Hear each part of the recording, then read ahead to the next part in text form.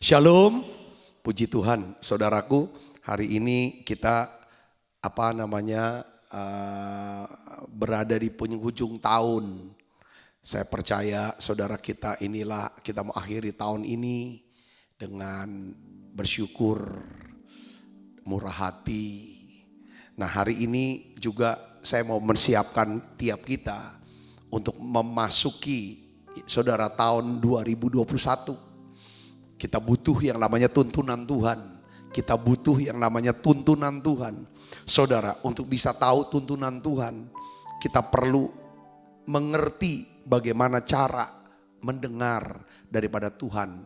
Ya Tuhan, mendengar suara Tuhan. Untuk kita bisa mendengar suara Tuhan, kita perlu belajar bagaimana cara Tuhan berbicara sama kita. Ini judul khotbah saya hari ini. Bagaimana cara Tuhan berbicara kepada kita. Saudaraku, kenapa kita harus belajar bagaimana cara Tuhan berbicara sama kita? Saya bisa mengumpamakan, adakah seseorang yang saudara kagumi, yang saudara cintai, pasti saudara ingin dia bisa berbicara, banyak berbicara bersama dengan saudara. Nah, begitu pula kita sebagai orang Kristen, saudaraku, sebagai orang percaya, anak-anak Tuhan.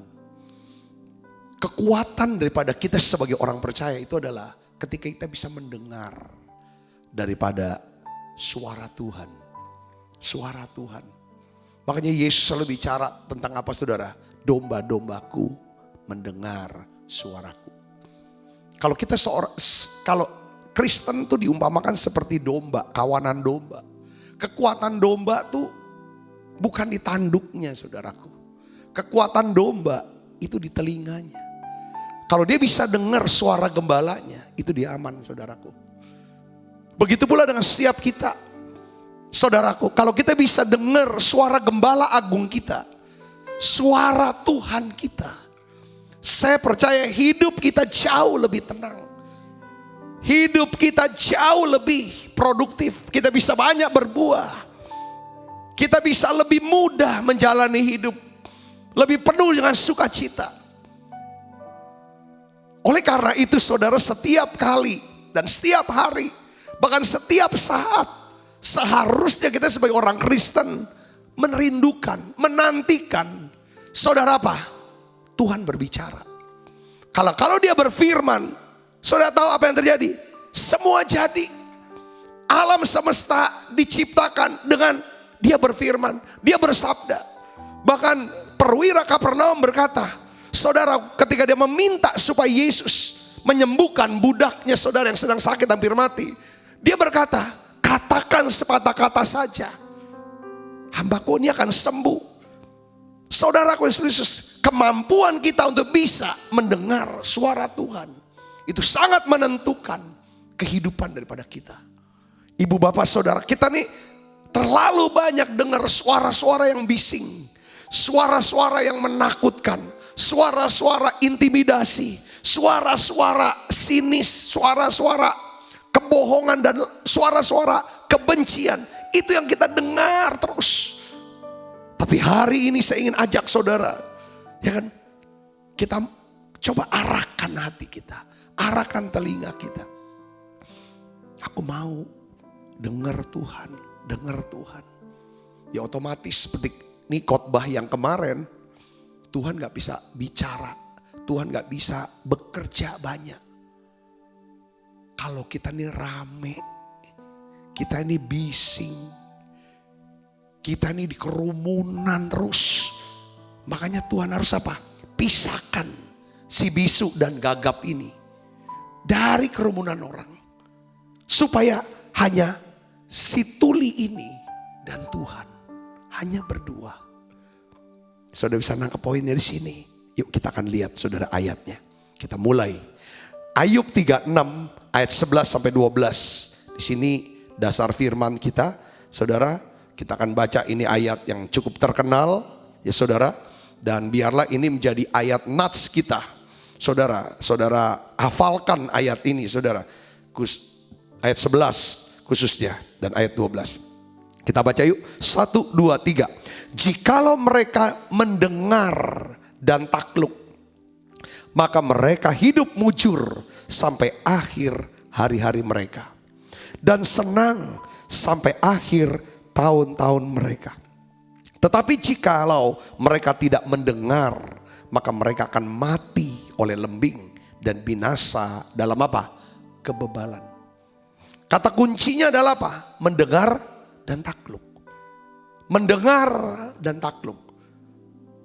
Kata takluk ini adalah mentaati. Iya Tuhan. Kalau kita bisa, kalau kita mau mendengar dan takluk, Ayub bilang apa? Mereka akan hidup mujur. Saudara, mujur dan senang. Saudaraku, siapa di antara saudara yang mau hidupnya mujur? Saudara mau mujur? Katakan amin. Pinter belum tentu mujur. Kuat, hebat belum tentu mujur. Tapi kalau saudara dan saya mau mujur, dengar. Saudaraku, takluk, kita mujur dan senang. Sebaliknya sini, kalau kita tidak mau mendengar, saudara, kita akan mati oleh lembing, binasa dalam kebodohan, kebebalan. Jadi di sini pentingnya saudara, kita harus meningkatkan kemampuan untuk bisa mendengarkan suara Tuhan, supaya kita bisa mengerti apa? Kehendak Tuhan. Kenapa kita harus bisa mendengarkan suara Tuhan? Supaya kita bisa mengerti kehendak Tuhan. Mengapa kita harus mengerti kehendak Tuhan? Saudaraku, ini loh perkataan Yesus yang paling keras, yang menyentak. Saudara, itu di Matius 7 ayat 21. Ini penting, kehendak Allah. Saudara, orang gak akan pernah bisa ngerti kehendak Allah kalau dia tidak pernah dengar yang namanya suara Tuhan, perkataan Tuhan. Kita baca sama-sama yuk. 1, 2, 3. Bukan setiap orang yang berseru kepadaku apa? Tuhan, Tuhan, akan masuk dalam kerajaan Allah, melainkan dia yang melakukan kehendak Bapakku yang di surga. Jadi orang bukan berseru Tuhan. Di ayat selanjutnya dikatakan ada orang-orang yang sudah melakukan kegiatan rohani, kegiatan keagamaan. Saudara, bernubuat, mengusir setan, melakukan banyak mujizat. Tuhan bilang, kamu nyah karena kamu pembuat kejahatan. Jadi rupanya saudaraku, orang-orang yang melakukan kegiatan agama disebut sebagai pembuat kejahatan. Kenapa? Karena mereka tidak hidup menurut atau melayani, tidak ngerti kehendak Allah. Jadi di sini nih saudaraku, yang khotbah saya hari ini penting banget. Kita nggak mungkin bisa ngerti kehendak Allah kalau kita nggak pernah dengar Tuhan tuh ngomong apa sama kita. Tuhan maunya apa sama kita. Kita bisa tahu maunya Tuhan apa kalau kita dengar suaranya Tuhan, perkataannya Tuhan. Amin saudaraku. Yang kedua, penyebabnya apa? Saya ingin jangan sampai jadi Kristen hanya agamawi tapi akhirnya ditolak karena nggak ngerti kehendak Allah. Ya, nanti kita akan lihat lagi saudara penjelasannya. Apa sih kehendak Allah nanti? Kenapa kita harus ngerti kehendak Allah? Yang kedua, 1 Yohanes 2 ayat 17. Saya dapetin ayat ini saudara. Perhatikan sini. Kita baca sama-sama yuk. 1, 2, 3. Dunia ini sedang lenyap dengan keinginannya. Tetapi orang yang melakukan kehendak Allah tetap hidup selama-lamanya. Hidup kita ini kita hanya ingin melayani kehendak kita, atau kita mau melayani kehendak Allah. Kalau kita mau melayani kehendak Allah, kita akan tetap hidup selamanya. Katakan amin saudaraku. Nah ini jadi penting. Nah sekarang pertanyaannya ya, jadi untuk bisa ngerti kehendak Tuhan, kita harus mendengarkan suara Tuhan. Untuk bisa mendengarkan suara Tuhan, kita harus mengerti bagaimana cara Tuhan berbicara kepada kita. Ini dia saudaraku. Ini yang saya pelajarin. Ini yang saya mengerti dalam hidup saya. Saudaraku, bahwa saya harus ngerti maunya Tuhan itu apa sama saya. Maunya Tuhan itu ini apa. Untuk hari ini, untuk minggu ini, untuk bulan ini. Apa? Secara pribadi, dalam keluarga, dalam pelayanan. Apa Tuhan mau apa? Setiap hari saya tanyain. Dalam doa-doa. Omong Tuhan, omong Tuhan. Itu saya minta. Gak langsung Tuhan bicara. Paling tidak saudaraku. Ketika saya terus doakan, Tuhan maunya apa sama saya? Tuhan maunya apa? Apa kehendak Tuhan untuk saya? Untuk anak-anak saya, untuk sekolah anak-anak saya, untuk masa depannya mereka, untuk ini. Untuk gereja ini, maunya Tuhan ini apa? Untuk anak-anak ini apa Tuhan? Omong Tuhan. Ya Tuhan, saya ingin dengar suaramu. Kalau kita nggak pernah doakan, nggak pernah minta, nggak pernah harapkan, ya Tuhan nggak ngomong. Saudaraku. Nah, untuk kita bisa tahu Tuhan ngomong, gimana sih caranya Tuhan ngomong, Tuhan bicara. Ayub 33:14 katakan begini saudaraku. Ya, kita baca sama-sama. 1, 2, 3. Karena Allah berfirman dengan 1, 2 cara. Jadi Allah berfirman atau berbicara enggak cuman satu cara aja, tapi 1, 2 cara. Berbagai macam cara maksudnya saudaraku. Tetapi orang tidak memperhatikan. Kalau saudara mau jadi orang yang bertumbuh rohani, kita mau menjadi orang yang dewasa rohani, menjadi orang yang penuh hikmat, saudaraku, selalu dalam setiap hal, setiap hari, kejadian apapun Tuhan tuh maunya apa ya?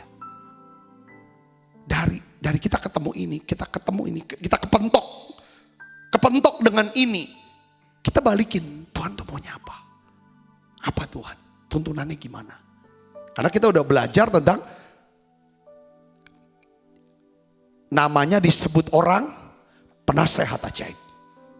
Kita punya Yesus penasehat ajaib. Jadi kita balikin, ini Tuhan maunya ini apa? Kasih tahu saya. Saya akan takluk, saya mau dengar, saya mau takluk. Karena saya mau mujur dan senang Tuhan. Dan ini yang Tuhan mau. Tuhan mau saudara mujur dan senang. Tapi kita harus apa? Dengar dan takluk. Itu bisa dengar, kita harus doa, minta. Katakan amin saudaraku. Ya kan, untuk dalam hal apa? Mau ambil keputusan apa? Nah, ya kan? 1, 2, 3. Nah, saya ingin bagikan secara cepat. Saudara, ada 4 cara. Ada 4 cara. 4 saluran yang Tuhan gunakan untuk berbicara kepada umatnya saudaraku. Yang pertama, Tuhan berbicara melalui apa? Alkitab. Ini Alkitab, firman Tuhan. Saudara, ya, kalau saudara memang ingin Tuhan bicara.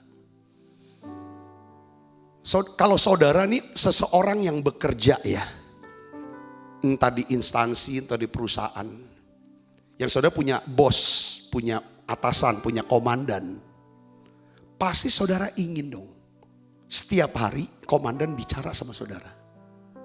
Untuk supaya saudara tuh gak salah kerja. Kalau bisa ada komunikasi terus dengan komandan, dengan majikan, dengan bos, dengan atasan, maka saudara akan menjadi lebih efektif kerja. Saudara bisa ngerti sini, katakan amin. Gitu juga dengan Tuhan. Saudaraku, ini perlu. Oleh karena itu, kenapa kok kita perlu baca Alkitab? Nah, Tuhan bicara pertama lewat Alkitab. Gak usah jauh-jauh, Tuhan bicara lewat Alkitab. Nah, 2 Timotius 3:16 katakan begini. Segala tulisan yang diilhamkan Allah memang bermanfaat untuk mengajar, untuk menyatakan kesalahan, untuk memperbaiki kelakuan, dan untuk mendidik orang dalam kebenaran. Jadi Alkitab ini saudara punya manfaat untuk apa? Mengajar. Mengajar kita. Kalau kita mendapat ajaran, pasti kita akan tambah apa? Tambah pinter. Tambah berhikmat, tambah bijak. Untuk menyatakan kesalahan. Kita tahu salahnya kita ini di mana. Untuk kita bisa koreksi makin baik. Memperbaiki kelakuan. Saudaraku, ada kelakuan dikoreksi. Mendidik orang dalam kebenaran. Ini Alkitab. Jadi Alkitab ini adalah buku panduan untuk hidup kita. Dia menunjukkan langkah apa yang tepat untuk kita lakukan. Jadi kayak contoh tadi saya baca Alkitab saudaraku tentang kisah Daud. Ya, rupanya Daud dia ngomong sama Yonatan. coba kasih tahu ya, bapakmu nih Saul, dia tuh gimana sama saya? Dia mau bunuh saya, dia marah apa enggak? Ini kan mau ada apa perjamuan makan, saya nggak mau ikut dah. Coba kamu lihat deh, kamu ngomong sama dia. Kenapa kalau tanya Daud kok nggak ikut? Coba kamu ngomong aja bahwa Daud tuh lagi ke Bethlehem. Kalau reaksi dia marah, kamu kasih tahu saya. Saudara rupanya memang Saul tuh marah dan ingin membunuh Daud. Jadi orang pertama yang dihubungin itu adalah Yonatan.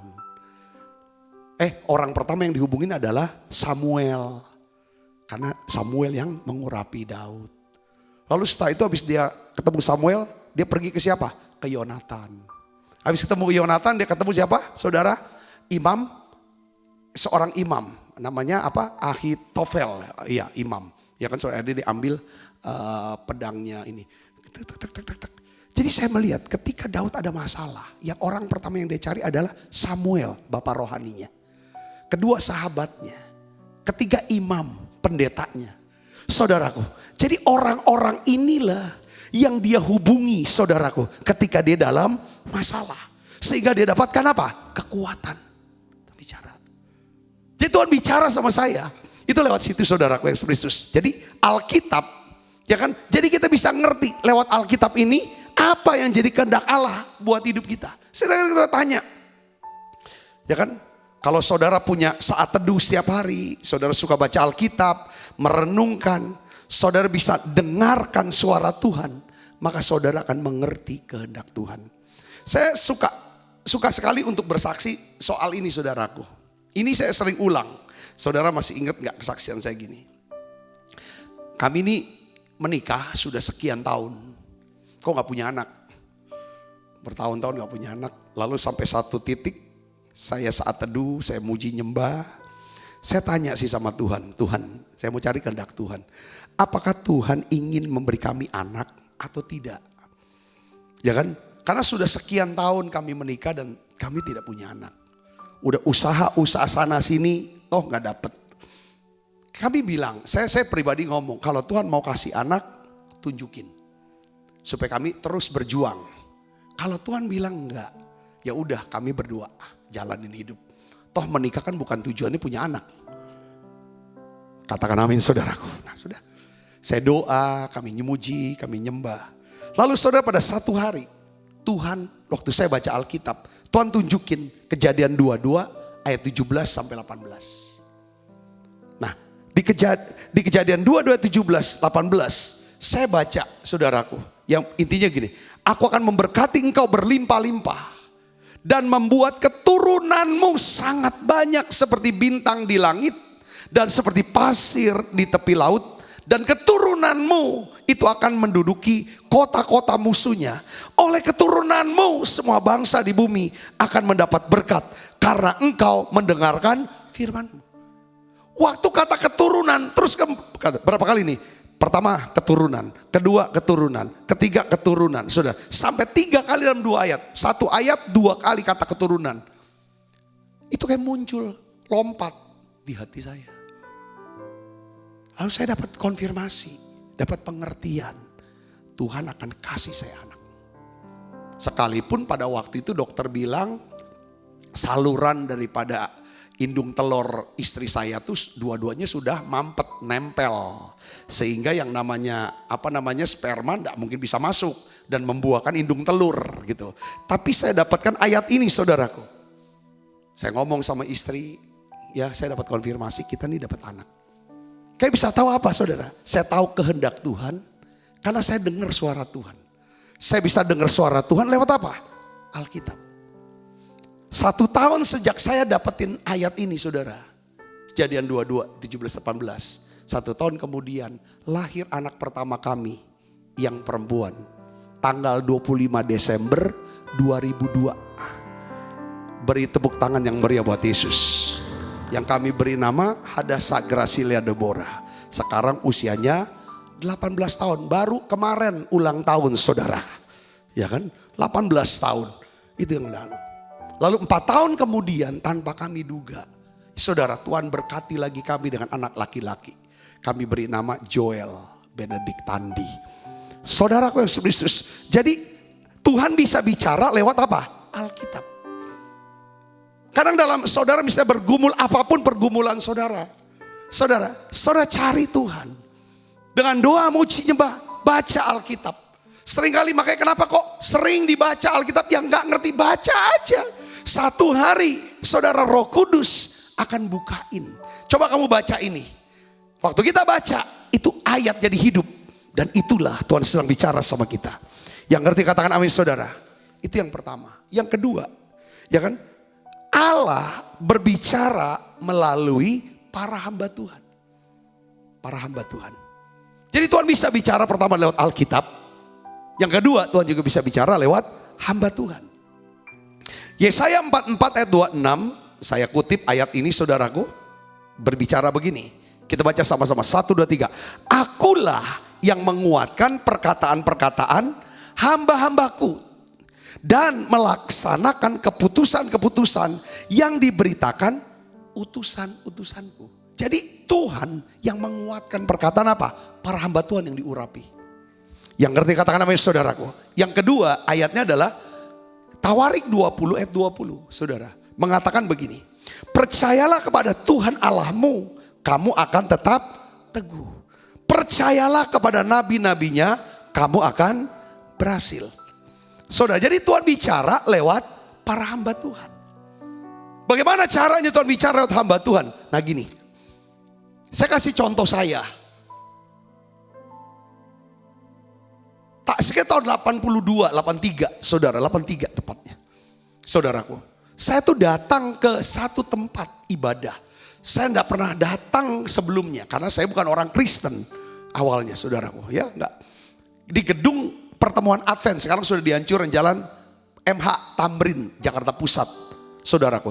Di situ setiap jam 5 sore, hari Kamis jam 5 sore, itu ada ibadah yang dilayani oleh Yayasan Misi Pekabaran Injil. Ya kan, Bapak Evangelis Kemas Abdul Mansur Yusuf Roni. Saudaraku yang nah sahabat saya bilang, Sabta kamu ikutlah ibadah di situ. Saya bilang enggak, saya bukan orang Kristen. Kamu datanglah. Pada waktu itu teman saya lihat muka saya muram. Saya sedang ada masalah. Kenapa kok muram? Ya saya ada masalah, cerita segala macam. Ya kan? Karena teman saya ini paksa terus untuk datanglah, ikutlah. Karena saya les bahasa Inggris, kursus bahasa Inggris di gedung Pertemuan Advent. Saudara, pas memang sudah selesai kursus, saudara pas jamnya turun aja ke bawah, itu ada ibadah. Saudara, itu semua Tuhan yang ngatur. Saudara tahu gak apa yang terjadi? Saya ikut ibadah, saya duduk. Dengar lagu kemurahanmu, itu piano dimainkan. Saya nangis. Kemurahanmu lebih dari hidup. Saya nangis, saudaraku nangis. Kayaknya sedih sekali. Saya gak ngerti itu hadirat Tuhan pada waktu itu. Sudah. Pada waktu Pak Pendeta ini mulai khotbah. Saudara, semua kata-kata khotbahnya sepertinya Pak Pendeta ini tahu apa yang menjadi masalah saya. Kok bisa tahu? Kok dia bisa kenal saya? Saya juga nggak yakin teman saya kenal sama pendetanya. Karena dia juga nggak ikut, bukannya ikutin, cuman dia bilang ada ibadah, dia cuma temenin saya. Jadi saya mulai mengerti sekarang. Dan itulah awal saya buka hati. Saya menjadi Kristen. Saya menerima Yesus sebagai Tuhan dan diurus secara pribadi. Itulah saudaraku. Saat itu saudaraku. Itulah saat saya diselamatkan pada waktu itu. Itu karena apa saudara? Tuhan bicara lewat hamba Tuhan. Lalu saya ikut ibadah. Seringkali kalau saya dengar khotbah. Seperti kok pas. Kok kena di hatiku. Kok bisa tahu? Kadang nangis. Lalu saya doa. Saya diubahkan. Jadi Tuhan bicara lewat. Nah, bagaimana Tuhan kita bisa dengar suara Tuhan lewat seorang hamba Tuhan? Kalau kita punya rasa respect, ada rasa hormat sama orang ini. Tuhan gak akan pernah bisa pakai siapapun orang yang kita tidak hormati. Tuhan tidak akan pernah bisa Tuhan tidak akan pernah bicara pada kita. Saudara, kalau kita gak menghormati, karena kita gak mau denger lah orang itu. Oleh karena itu saudara, ini penting. Tuhan bisa bicara lewat hamba Tuhan, lewat khotbahnya. lewat doa-doanya, lewat pujian, nyanyian yang dia pimpin, atau lewat buku-buku yang dia tulis. Itu juga bisa Tuhan pakai hamba-hamba Tuhan. Yang ngerti katakan amin saudaraku. Ini penting. Saya pernah ngalami itu sebenarnya, ya kan? Saya ada beberapa jemaat bilang, kok Pak Sabta khotbah itu semua yang Bapak khotbahkan itu semuanya bicara tentang diri aku loh Pak. Apa ada yang cerita? Tidak ada. Saya tuh orangnya tipe pendeta yang nggak bisa dengar pesan sponsor. Ngerti pesan sponsor? Kan ada tuh jemaat bilang, Pak mantuku itu Pak, mantuku tuh malesnya minta ampun Pak. Ya kan, ini segala macam gini. Tolonglah Pak, Bapak khotbahin Pak, singgung-singgung dikit supaya mantuku bertobat. Gak mungkin saya, kalau mau panggil aja bantunya. Saudara bisa ngerti, itu pasti Tuhan bisa bicara lewat para hamba Tuhan. Yang ketiga saudaraku, Tuhan bisa bicara lewat apa? Lewat mimpi atau penglihatan. Tuhan bisa bicara lewat mimpi dan penglihatan. Ya kita tahu kisah Natal, Matius 1 ayat 19 sampai 20, ini Tuhan bicara kepada Yusuf lewat apa? Mimpi. Saudaraku, karena Yusuf suaminya seorang yang tulus hati dan tidak mau mencemarkan nama istrinya di muka umum, ia bermaksud menceraikannya dengan diam-diam. Yusuf mau ceraikan Maria secara diam-diam. Ayat 20 kita baca sama-sama yuk. 1, 2, 3. Tetapi ketika ia mempertimbangkan maksud itu, malaikat Tuhan nampak kepadanya dalam apa? Mimpi dan berbicara. Jadi Tuhan bicara lewat mimpi. Waktu Tuhan bicara lewat mimpi kepada Yusuf, apa kata-katanya? Yusuf anak Daud, janganlah engkau takut mengambil Maria sebagai istrimu, sebab anak yang dikandung di dalam kandungannya adalah dari Roh Kudus. Jadi pada waktu, karena Yusuf ini seorang yang rohani, ketika mengalami perjumpaan dengan Tuhan, dia dengar suara Tuhan, dia taati. Maka rencana Tuhan terjadi dalam hidup Yusuf. Yesus dilahirkan, diterima saudaraku. Nah setelah Yesus lahir, saudaraku Tuhan bicara lagi kepada Yusuf lewat mimpi. Coba kita lihat saudara, Matius 2 ayat 13-14. Setelah orang-orang Majus itu berangkat meninggalkan daripada mereka, ya, nampaklah malaikat Tuhan kepada Yusuf dalam apa? Mimpi dan berkata, bangunlah, ambillah anak itu serta ibunya, larilah ke Mesir dan tinggallah di sana sampai aku berfirman kepadamu, karena Herodes akan mencari anak itu untuk membunuh dia. Maka Yusuf pun bangun, diambilnya anak itu serta ibunya. Pada malam itu juga ia menyingkir ke Mesir. Saya mau ngomong gini saudaraku yang Kristus, ya. Jadi Tuhan tuh bisa bicara lewat mimpi dan penglihatan. Katakan amin saudaraku. Tuhan bisa bicara sama kita lewat mimpi dan penglihatan. Dia bicara sama Yusuf. Pertama, Yusuf tuh mau ceraikan. Jangan Yusuf. Yusuf lakukan. Yusuf enggak tahu kalau nanti anaknya ini akan dibunuh oleh Herodes. Makanya pada malam Tuhan bicara sama Yusuf. Sekarang kau nyingkir ke Mesir. Tempatnya tepat pas sana. Saudaraku, ketika dia menyingkir ke Mesir, maka saudaraku apa yang terjadi? Bayi Yesus itu diselamatkan. Tidak kena dalam pembunuhan daripada tentara Herodes. Ibu bapak saudara yang kasih Kristus, Tuhan juga bisa bicara lewat mimpi kepada kita. Saudara pernah ngalami mimpi buruk? Saudaraku, jangan takut. Ya kan? Itu Tuhan bicara sama saudara. Kalau saudara mimpi buruk, mimpi yang gak enak-enak, tujuannya apa? Saudaraku, Tuhan mau kalau saudara mimpi buruk, itu saudara harus berdoa. Doa apa? Supaya Tuhan batalkan, Tuhan luputkan saudara, Tuhan lindungi saudara. Katakan amin. Saudara gak usah takut dan stres kalau mimpi buruk. Jangan diomongin terus jadi dibuat takut, jangan. Itu maunya setan. Sebenarnya Tuhan mau kasih tahu sama saudara. Seperti mungkin kan kasih tahu Yusuf nih terjadi pembunuhan hebat nih. Jadi menyingkir. Jadi kalau dapat mimpi, baik itu mimpi buruk, doa supaya batalkan. Kalau saudara dapat mimpi yang bagus, ya, mimpi yang bagus, itu juga perlu didoakan supaya mimpi itu jadi kenyataan. Yang mengerti katakan amin saudara. Nah itu Tuhan bisa lewat mimpi, lewat penglihatan, segala macam. Ya kan? Katakan amin saudara.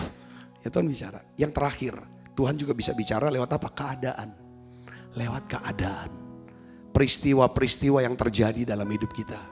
Saudaraku, kalau Amsal bilang hikmat itu bersuara di jalan-jalan. Ya Tuhan lagi bicara juga di jalan. Ada saudara. Nah saya kasih ayat yang kemarin. Ayatnya dari mana? 2 Korintus 12 ayat 7 sampai 10 saudara. Tuhan juga bisa bicara lewat keadaan. Ya, keadaan kita masing-masing. Yuk kita akan baca sama-sama yuk. 1, 2, 3. Dan supaya aku jangan meninggikan diri. Karena pernyataan-pernyataan yang luar biasa itu. Maka aku diberi suatu duri di dalam dagingku.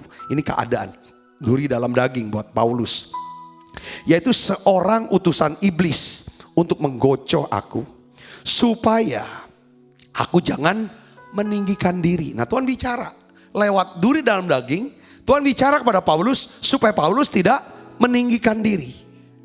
Nah lalu setelah itu apa maksudnya Tuhan? Bukan cuma tentang hal ini aku sudah 3 kali berseru kepada Tuhan supaya utusan iblis itu mundur daripadaku. Tetapi jawab Tuhan kepadaku, cukuplah kasih karuniaku bagimu. Sebab justru dalam kelemahanlah kuasaku menjadi apa? Sempurna. Sebab itu terlebih suka aku bermegah atas kelemahanku supaya kuasa Kristus turun menaungi aku. Karena itu aku senang dan rela di dalam kelemahan, di dalam siksaan, di dalam kesukaran, di dalam penganiayaan dan kesesakan oleh karena siapa? Kristus. Sebab jika aku lemah maka aku kuat. Ibu bapak saudaraku yang kasih Kristus. Jadi salah satu cara Tuhan berbicara dan mengubah hidup kita adalah melalui apa? Keadaan. Peristiwa yang datang ke dalam hidup kita. Makanya gini, jadi orang Kristen perlu lembut. Perlu rendah hati. Hanya orang rendah hati yang bisa mendengarkan. Mau denger. Kalau orang sombong mana mau denger. Dia mau ngomong terus. Saudaraku, hari-hari ini kita butuh minta Tuhan berikan saya kelemah lembutan. Supaya setiap keadaan, peristiwa apapun yang terjadi dalam hidup saya bisa ngerti apa yang menjadi kehendak Tuhan di dalamnya. Katakan amin. Jadi kita mau belajar Tuhan bicara. Saudara, tujuannya satu. Supaya kita bisa ngerti mau Tuhan itu apa. Kehendak Tuhan itu apa. Yang ngerti katakan amin saudara. Kalau dia bicara juga, bicaranya tuh kadang-kadang gak seutuhnya. Seperti contoh saudaraku, kok tiba-tiba kok saya entah gimana ditunjuk jadi pendeta. Kayak tak kaget, gak pernah ada persiapan. Saudaraku, lalu kita bawa ini ke Tuhan. Tuhan bilang terima ini kehendak aku. Setelah saya terima, saudaraku, jadi pendeta, berjalannya waktu tiba-tiba saudara, saya tuh gak ada semangat. Gak ada gairah lagi untuk bekerja. Sementara jadi pendeta, jadi gembala, saudara waktu itu, saya masih bekerja. Kayak hilang semangat. Semangatnya apa? Bersaksi, cerita firman, ke pejabat, ke teman, ke semua, segala macam saudaraku. Sampai satu hari Tuhan bilang, kau berhenti kerja, jadi full time. Sepotong. Tuhan tuh bicara sepotong. Jadi gini, dia bicara ini dulu. Kalau kita dengar, kita takluk. Saudara kita lakukan. Maka dia ngomong lagi ini. Kita dengar, kita takluk, kita jalanin. Baru kita ngomong. Pada akhirnya saudara perjalanannya. Kita lihat gambaran seutuhnya. Oh Tuhan rupanya mau pakai saya untuk jadi hamba Tuhan di kota Palembang. Lalu pada masa pandemi ini Tuhan kasih lagi ngomong sepotong. Dulu kan masuk menara doa tiap hari kita gak ngerti. Puluhan tahun. Saudara sampai 22 tahun kita berada di menara doa. Setiap hari bersama para full timer. Jam 10 sampai jam 12 siang. Kalau Selasa jam 6 sampai jam 8. Jam 9 sampai 12. Lalu malamnya kita bikin menara doa atau doa pengurapan. Itu Tiap hari, tiap minggu, terus berbulan-bulan, bertahun-tahun. Kita tidak tahu rupanya menara doa itu, saudaraku. Pada waktu masa pandemi Tuhan ngomong. Kita tanya, Tuhan apa yang harus kami buat di masa pandemi ini? Tidak ada pelayanan. Gereja tidak bisa dibuka lagi. Jemaat harus ada di rumah. Tuhan bilang pakai sarana YouTube. Menara doa setiap hari. Yang bawa umatku masuk hadirat Tuhan. Seperti yang biasa engkau lakukan. Lakukan lewat apa? Sarana daripada internet, saudaraku. Dan rupanya ini kehendak Tuhan. Kita benar ngerti, lihat gambaran seutuhnya. Dan kita melihat dampaknya luar biasa. Saudara diberkati, saudara disembuhkan, saudara dipulihkan, saudara semakin dekat dengan Tuhan. Seluruh keluarga saudara diselamatkan. Orang yang dulunya jauh dari Tuhan kembali ke Tuhan. Yang ngalami ikatan, semua ngalami kelepasan. Semuanya untuk nama Tuhan dipermuliakan. Katakan amin saudara. Kita tidak tahu kalau Tuhan tuh gak ngomong seutuhnya. Waktu dia panggil kami 98, nanti di 2020 kamu gini, enggak. Entah ada bangun gedung, ini tidak ada. Cuma dia ngomong aja saudara, jadi full timer.